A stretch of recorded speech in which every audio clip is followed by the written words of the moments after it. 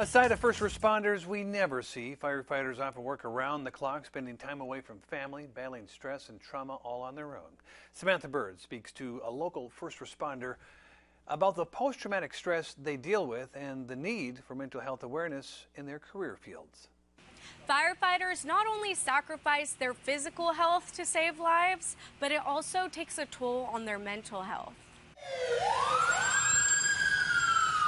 Firefighters have one of the most dangerous jobs in the world. Every day, they put their lives on the line to save others. Generally, people don't call us when something good's happening.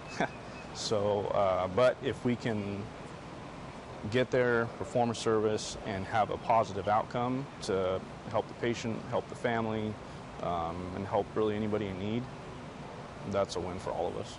The community refers to them as heroes, praising them for their rescues, strength, and dedication. But after the fire is put out and the rescues are made, there is another battle to fight for these first responders that many people don't realize. We have emotions just like everybody else. We see a lot more than a lot of people, so somebody sees a traumatic event maybe a few times within their lifetime, right? But we see traumatic events constantly. Corey Tallman is a firefighter paramedic with the Yuma Fire Department. He says he's one of the many first responders who has sought mental health help. I ended up using the EAP program just because some things got a little difficult to where talking to the guys here maybe just wasn't quite enough. I needed to talk to someone else and maybe just kind of let them get a different perspective, right?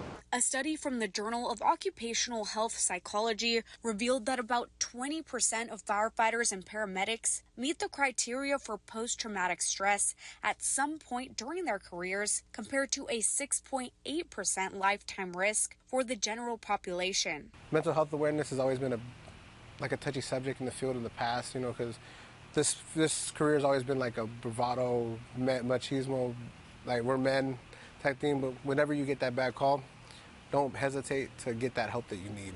Rural Metro firefighter and paramedic Jose Zamora Jr. says the hardest calls to respond to are pediatric calls. Those are some of the most devastating to our mental health, just for the fact that most of us have our own families, we have our little ones, and then just running those calls with the ones that can't talk to us, are not able to express, and then we're having to do our things as the paramedic side as the highest level of care in the field and be able to perform at the highest level to make sure that we give the best outcome for that pediatric patient. According to RMFD guidelines, there is a protocol in place if a pediatric call has a negative outcome. They are the ones that get to go home, get sent home for the day, and they'll get called afterwards and then follow up with the SISM team. Zamora says after tough calls on the job, talking to his family is what helps him most. Recently, he had a tough conversation with his youngest daughter. I sat her down and explained to her about this is what we do as a fire service. Like, we're there to help people, and if that day ever came, if I had to go save a life and I wasn't able to come home, that I chose this profession because I truly want to help people.